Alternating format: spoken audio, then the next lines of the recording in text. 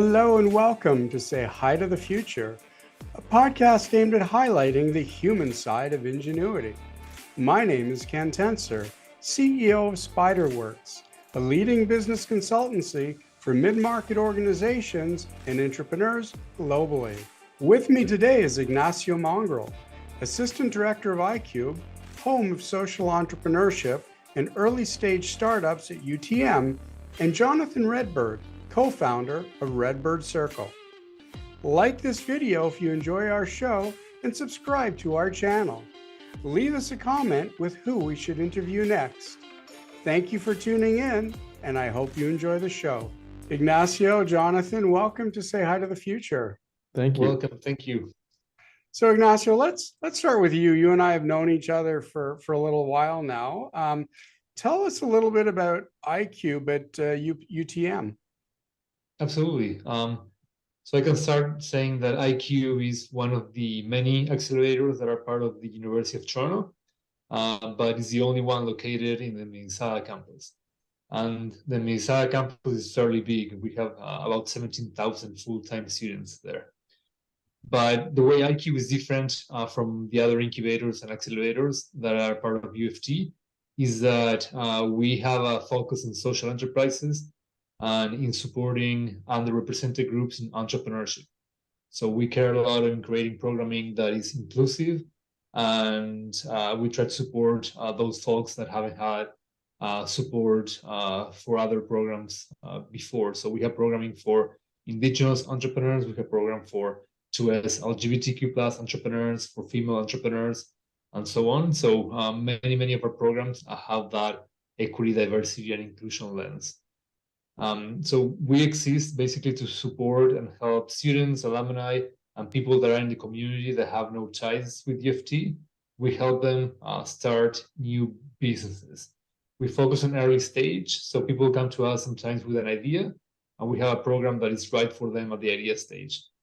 And we help them transform those ideas into actual businesses. And we also have programs for startup companies that are a bit more advanced, so they have already a product, a prototype, and they have some sales, and they need help with growing, with raising funds, with mentoring, coaching, and so on. And we provide that as well. So that's who we support, and basically a brief description of our program. Well, that's a great platform to have, and I know, again, knowing you and knowing the platform and ICUBE for a few years, the great work you do. And so one of the areas that you mentioned was Indigenous entrepreneurship and the Indigenous entrepreneurship program. So Jonathan, why don't you tell us a little bit about yourself and about Redbird?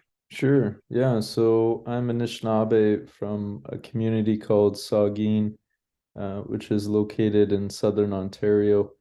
I've been working in the entrepreneurship and economic development space my whole life. Started very early working out of Humber College and supported Humber with an elder, Shelley Charles, who's from Nawash First Nation. And her and I created the Aboriginal Resource Center at the time. There was no Aboriginal resource services provided at the college. And her and I were the founding team in developing a strategy to increase student enrollment and to increase student retention, specifically Indigenous students. But after education, I got into business financing. So I helped lead an organization called Wabatek, which is Ojibwe for seeing the future. And I supported in their expansion into Southern Ontario, specifically the GTA and 9 First Nation communities in Southwestern Ontario, which we doubled their loan portfolio during that time. And that really was my first taste into economic development with First Nation governments. But then I was brought back to the city when the city of Toronto brought me in as a consultant to help lead this vision of creating the world's largest Indigenous incubator, partnered with the city of Toronto. And so I was brought in to do the research, the community engagement, and develop a business plan on what the space would look like 22,000 square foot facility just blocks away from Yonge and Dundas Square. That experience led me to developing my master's thesis at Queen's, which then was the birthplace of Redbird Circle. Essentially, a different way to do business from an Indigenous lens, Indigenous worldview, that was focused more on the founder rather than the business acumen or business skills. That many founders were dealing with mental health issues, were dealing with various traumas, whether it be intergenerational or throughout their childhood. So before you can start building a business, we needed to focus on the founder and healing the founder. So we used a Anishinaabe framework that was taught to me by Elder Shelley Charles from Humber College, Elder Jim Dumont, and my grandfather, Dr. Duke Redbird, who's also an elder in the community. So I brought all of this pedagogy, this Indigenous philosophy to the business curriculum and did my master's degree in this, showing that there's a different way to do business and a different way to teach business to the next generation of entrepreneurs. That's quite an incredible story. I mean, one, obviously drawing from your family when you mentioned your grandfather and the elders in the community, to be called on by the city of Toronto to build such an incredible, iconic center. Just, congratulations for that. And I guess, Ignacio, I mean, I hear this, I hear what Jonathan is talking about. It's really quite breakthrough. How did you at UTM, how did you at ICUBE meet Jonathan, and how did this become Redbird Circle become, an integral part of what you were doing? Absolutely. Redbird Circle is everything to us in regards to the Indigenous Entrepreneurship Program. As I mentioned, ICUBE, we focus on supporting underrepresented groups in entrepreneurship. So we saw an opportunity in getting some funding from the federal government in creating a program to support Indigenous entrepreneurs. And we applied for that funding and we were successful. And then we were kind of tasked with creating these programs for entrepreneurs at UFT and the communities around UFT. And at that time, Jonathan was doing his master's at Queen, along with a co-worker of mine, that she did this introduction. That's how we met. Because we knew at ICUBE that an Indigenous entrepreneurship program was not something that we had the know-how or the ability to do. We needed to let Indigenous folks create and run a program that is true to Indigenous worldviews and will bring value with the community. So that's how we connected with Jonathan, who right away I thought Redbird was a great fit for helping us out with this. And we started working right away. We figured out, and there was a lot of work at the beginning in terms of assessing the needs of the different communities that were interacting with UFT, internal and external, in terms of Indigenous participants and how this program was going to be built. So there was a lot of consultation groups and a lot of chatting with community members and kind of investigating what the need was. But it sounds like a great foundation for the relationship, and certainly the way you think and the way that Jonathan is describing. And Jonathan, I think it sounds like a pretty special relationship in the sense of you talked about starting with a founder and healing. And I also saw in some of the work that you've done, it talks about healing, educating, training, and empowering Indigenous people.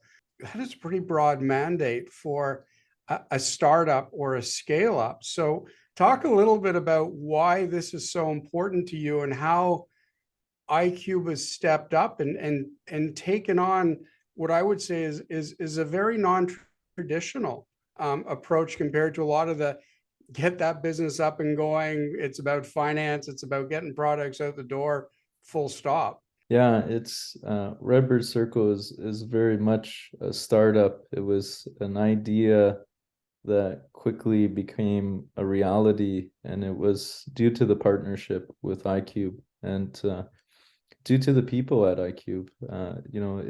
It takes unique folks to see beyond the quantitative, right? Where most individuals at institutions like post-secondary, they're very much centralized on numbers. How many people can we put through a program?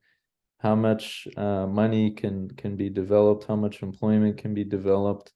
So to have folks like Ignacio, a part of ICUBE, understand that we're looking for quality rather than quantity, and that we would be doing something very different from the traditional entrepreneurship program. And really this didn't come from me as an individual, it came from the community. As Ignacio mentioned, we did conduct research and conducted community scan to understand what does the Indigenous community of the GTA, what do they want in an entrepreneurship program? And it was very different from what is in the market at this time, where traditional entrepreneurship programs are very individualistic, where individuals are doing their own business, that individuals then compete at a pitch competition at the end of the program. There's a first place, a second place, and a third place, where the Indigenous community wanted something very different, where they didn't want competition, but rather collaboration, where they wanted to see how they can work together as a community to solve a larger problem, not for individual profits or individual status and moving up or climbing a corporate ladder or to achieve great awards or success. It was all about the community. It was all about solving a larger problem. It was beyond individualism. And that is what Indigenous entrepreneurship is all about. And it doesn't fit in the square peg of business curriculum, unfortunately. So it was a blessing that Ignacio understood that Indigenous entrepreneurship would be different from traditional entrepreneurship, and to allow us the flexibility to develop curriculum based on what the community's input was. And it was incredibly successful, where we had folks from all across the country, Indigenous folks from Whitehorse, Yukon to St. John's, Newfoundland, and everywhere in between, come together and call each other cousins, call each other family, in a very short order, which is not typical of any other entrepreneurship program out there, where folks planned family gatherings and barbecues, even though they were in different provinces, and they were just strangers who became family. And it was an incredible thing to watch and see, because when we built that relationship in that short period of time, incredible healing occurred, where folks were sharing the traumas that they experienced as children, or that their parents experienced, or that their grandparents experienced, and how that lingered and passed on to the next generation. So it was incredible to have an opportunity to implement a different way of doing business. It's very heartening. I mean, I've been an entrepreneur for a very long time. The one thing about business is, yes, at some point you need to sell something, you need to run a profit, but it's not that one business succeeds and another has to fail. And so when you're describing the community to me, again, it's very heartening, because a lot of businesses can start, a lot of businesses can scale, and a lot can succeed. And bringing them together in the way that you're describing, I think is it's a wonderful, well, it's wonderful thinking, and it's unfortunate that it takes so long sometimes to get to that. So, Ignacio, how do you take some of these learnings and incorporate them into the broader narrative outside of the Indigenous entrepreneurship program? Because they're very powerful. Community is very powerful. Healing is very powerful. Is that something that is going on too, or planned to? Yes, for sure. And I have to say, when I was like writing the grant application and thinking of having an Indigenous entrepreneurship program, I mean, the first one at UFT, I thought it was going to be easy. I thought it was, okay, we're going to take a lot of parts of our programs that we have and then have Indigenous identified speakers and kind of do a mix, right, from other like programs that we have running and they're successful. But no, that when I started doing some research, I realized that's not the case. And when we ran our first cohort with Redbird Circle, yeah, it was eye-opening. It was so different from any other programs that we had for supporting entrepreneurs. For sure, I was learning from all the sessions and trying to bring things to the sessions to the other programs that we run at ICUBE.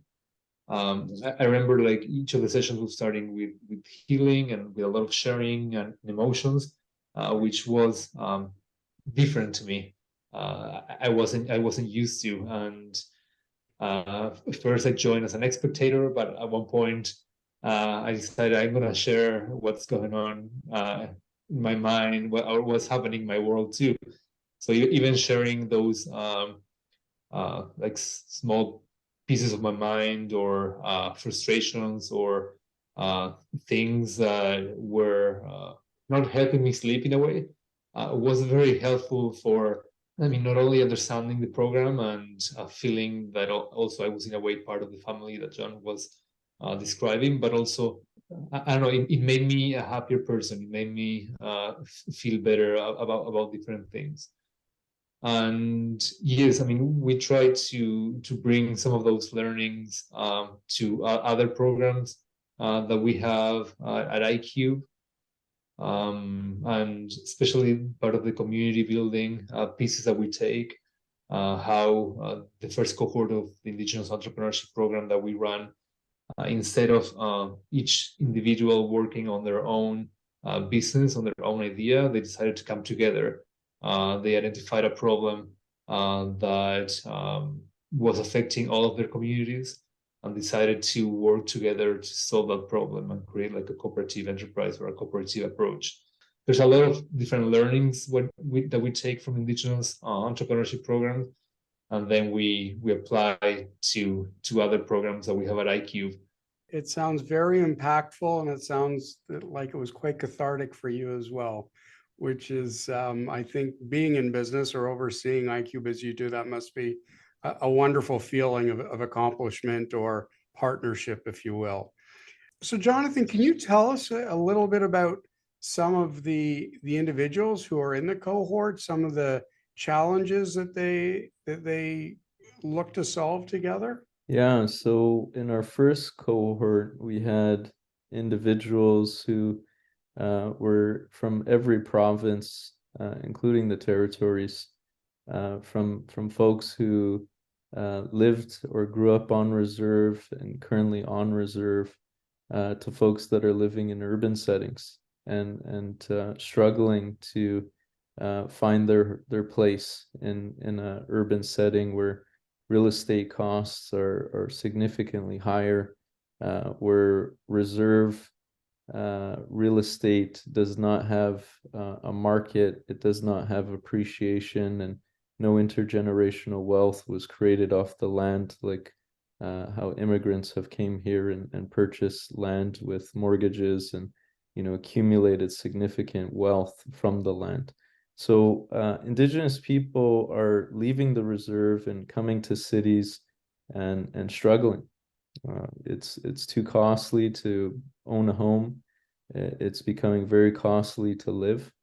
And so the group of individuals from all across the country, from remote communities that people were living in the bush, still hunting and foraging and living off the land, came together and wanted to solve the problem that urban Indigenous people are facing. So it wasn't a problem that they were facing, but Right. they understood it might be a problem for their grandchildren or great-grandchildren. Essentially, what we came together to try to solve was food sovereignty, the ability to have healthy food, access to nutritious food, and to turn it into a potential business. And so that was the problem that we were trying to solve and the solution that we were trying to create. And we wanted this solution to be a scalable solution that we would offer freely to other Indigenous organizations across the country to teach them how to enable urban Indigenous people to connect to the land, to connect to plant medicines, and to share that knowledge of food and medicine. In the 12 weeks, in a short time, we came up with this problem and this solution. However, after 12 weeks, it was tough to continue working virtually and isolated and to coordinate. So we at Redbird Circle and at ICUBE and at the University of Toronto, we said we need to continue this vision, this mission. And so we worked collectively. We brought on an Indigenous organization from the city to help lead this initiative called the Indigenous Network. And what we did was we put together a plan to develop greenhouses with vertical farming units, and to build a relationship with the university that had access to significant land in the city, to build a relationship with the institution to lease the land, to utilize the land for our purposes. And we did that. We got a lease agreement. We got these greenhouses. We got the vertical farming hardware. And our goal is to show urban Indigenous people how they can grow products, for example, strawberries. And instead of just selling the strawberries directly through a farmer's market, how to get a high margin product such as jams and going through a canning process to get higher margins and higher yields. Another example was squash, where instead of selling that individual squash for $1.50, you can put all the dry ingredients of squash soup in a mason jar and sell the convenience of squash soup for $10 to $15 rather than $1.50. So our goal was to get Indigenous youth off the streets, not connected to what comes with poverty, often gang activity, get them connected to the land, teach them how the land is abundant and it provides, and teach them the medicines that grow from the land, how to nurture the spirit of those plants, and eventually turn that into economic resources where they can now generate own source revenue from the land. And we're doing this in partnership with institutions of power in this notion of reconciliation, where education and religion were two big hindrances to Indigenous language, Indigenous culture, Indigenous youth. And now it's a time of reconciliation. So it's a time where churches, post-secondary institutions that have mass amounts of land in the cities and don't pay property tax, how can they reconcile with Indigenous populations by offering those lands to grow produce, to grow products, and for us to provide our teachings again, to teach youth about the language, teach them about our culture, our worldview, which comes from nature. That was our first institution of knowledge. So we're bringing all of this back. We're documenting the process, and we're going to be sharing this with folks from all across the country how they can reconcile with Indigenous populations in urban settings and teach Indigenous people entrepreneurship, but also the healing that comes from being on the land, having your feet, your hands in the soil, creating relationships with plants and medicines, and then offering that to the general population. And so, Jonathan, as you describe that, you talk about, you spoke about the specific cohort and the learnings and the learnings of living from the land and the empowerment. You also talked about sharing with other communities. How do you bring this all together to share this experience outside of these cohorts? Because just as I put to Ignacio, I mean, the learnings are so powerful. How do you get it out there? How do you make it impact more people? It's the word of mouth. In our community, we call it the Moccasin Trail, where good news travels quickly and travels vastly. And so by having folks in our first cohort all across the country, they've become champions of this way of thinking, this way of doing business, and they're leaders in their own communities, and they have their own networks. And so they're very excited of what's happening at the University of Toronto. They've been following us and staying in touch with us, and they're looking forward to bringing this to their local communities and supporting these relationships where we can get access to the land again and get access to our language, our culture again, and doing it in a way that generates some zhonya, some money to support young people.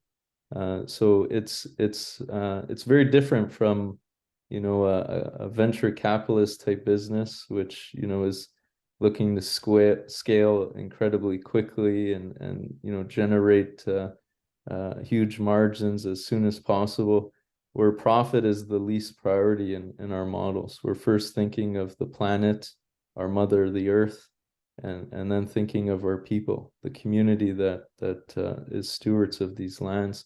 And then profit will come with good work. And that's how we believe, and that's what we believe in, and that's what we live by.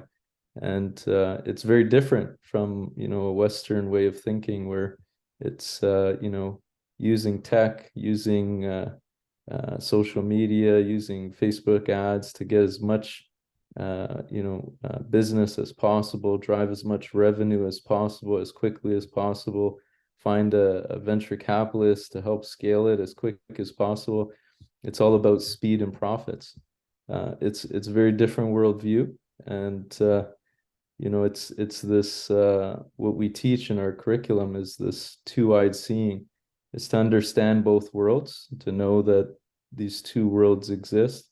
One is more dominant than the other, but that doesn't mean that our way of doing and our way of living isn't of value, right? It brings great joy, great happiness, and it makes you feel that it makes your spirit invigorated, that you're on the right path, that it's not about ego, it's not about material, it's about that, those intrinsic values of community, of well-being, emotions, connected. These things are things that you cannot buy, often are overlooked. And I've noticed this from very successful CEOs and founders, where they achieve this so-called success, but their children never come around on their birthday, that their wives divorce them, that they're alone and empty inside. So you have to have balance, and that's what we teach, is this two-eyed seeing. Is, yes, having metrics and quantitative research and analysis, there's value there, but there's also value in community well-being, and doing this other work that Indigenous people know well. What I'm taking away is that you are impacting and lifting a generation. And I don't know how to measure that, but I have a feeling that the impact is going to be just incredible. over the next years or decades. So many thanks for sharing that story with us and coming on today. And as our time comes to an end on this episode of Say Hi to the Future, just close with one question, and that's for Ignacio. What is the future relationship with ICUBE and Redbird Circle? Like, where does this go to? And what have you taken away that can help you establish other community-driven programs like this, or participate in them with other organizations or like a Redbird? Because the power that I've heard in this discussion is immeasurable. So we do have big dreams, for sure. We meet regularly and we kind of strategize and discuss what the future of these partnerships and programs and what we're doing and what we want to achieve overall. But yeah, we do have like big dreams, and the way that we can achieve them is by partnering with more people, more organizations. We started with Redbird and ICUBE, and now we have the Bridge, a youth journal in Scarborough, that are also very supportive and a key partner in the initiative that Jonathan mentioned, with the greenhouses and creating the food sovereignty for many different indigenous communities in that region. So that's something that wouldn't have happened without their help. But yeah, we're getting more partners and more allies and more people that are aligned with what we see and they want support. So in order to kind of achieve our dreams and our goals, we need to keep growing that. But yeah, luckily we're seeing a lot of support to all the initiatives that we're having. Sharing your hopes and dreams, showing how it's already impacting other parts of the community. I think it's an incredible story. I hope that Jonathan, you and Ignacio will count Say Hi to the Future as a supporter, and will come back and tell us about some of your future cohorts and about your impact as it happens, because I really appreciated both of your time in joining me today. Thank you. Thank you so much, Ken.